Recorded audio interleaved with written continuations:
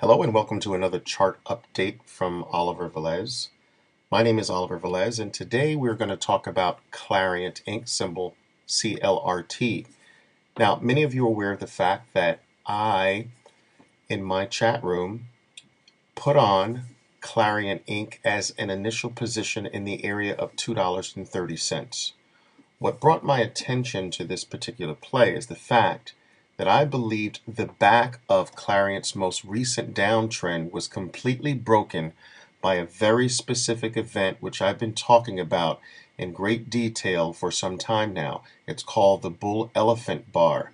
Now, a bull elephant bar is nothing more, as I'm pointing here, than a wide range green bar where the open is at the lower extremity of the bar and the close is at or near the upper extremity of the bar. Now, the open and close does not have to be at the absolute low or at the absolute high, but they do have to be widely separated from each other, and they have to be at or near the low or the high. So in reality, the bar to the left of this bull elephant bar doesn't quite qualify as a bear elephant bar, only because the low of the bar is not at or near the lower extremity of the bar's range. The high, or the open of the bar is at or near the upper extremity of the bar's range, but the close,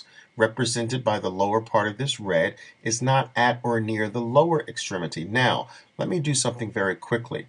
If this bar were to have closed at or near the low, let me do this very quickly. That didn't work. Here we are. No, that's not going to work either. Oh, here we are.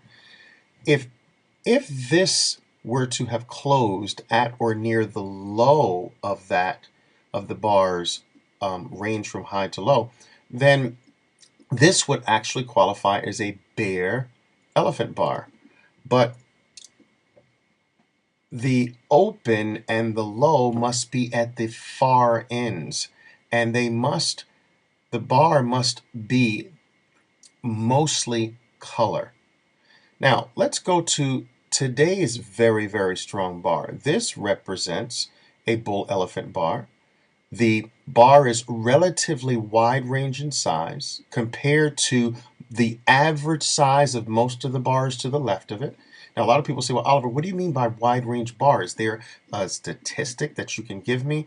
I don't like to use statistics. I want a trader to hone their visual skills, their visual ability to identify when a bar slaps you in the face as primarily being wider than the vast majority of the bars to the left of it. Now, it doesn't have to be the absolute widest bar on the chart, but it certainly has to stand out as being a bar that is wider than, let's say, the average of the last 8 bars to the left of it, or the average of the last 10 bars to the left of it.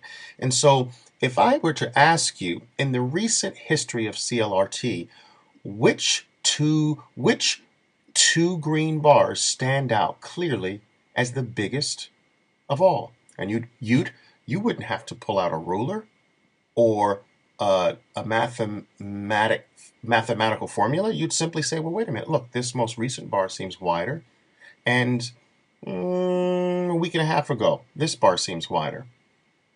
All right? It's a visual thing. I want you to basically be able to read charts as if you read the page of a novel or the page of a newspaper. All right? You simply must practice the ability to scan a chart very rapidly and to be able to pull out quickly which bars represent the large footprints of institutions. And that's another very key point. The reason why I teach traders to quickly be able to identify what I call bull and bear elephant bars is because you and I, as regular traders, as regular individuals, cannot possibly create bull and bear elephant bars. These bars can only be created by substantial commitments that are typically made by large institutions or big players.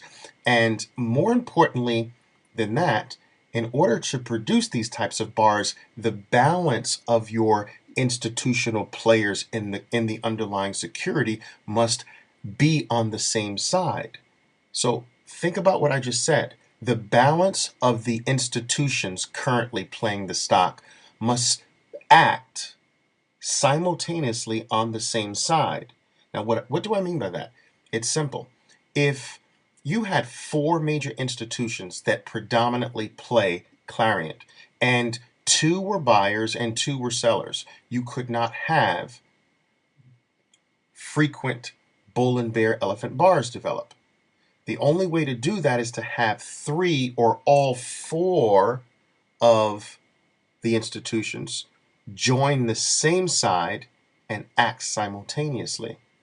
And then you can have large bull and bear elephant bars. If all four of the dominant institutions that play the underlying stock step on the buy side, boom, bull elephant bars develop. If they were to switch and simultaneously act on the sell side, that's the only way you can get consistent and powerful bear elephant bars. So when you identify a bull or bear elephant bar, you must assume that the key players in this stock are acting in unison on one side. And understand that the only way to make money in the markets consistently is to have the bigger money than you lift you after your commitment. Right? If you're relying on your neighbors or your family members to lift you in the stock after you buy it, you'll be waiting forever.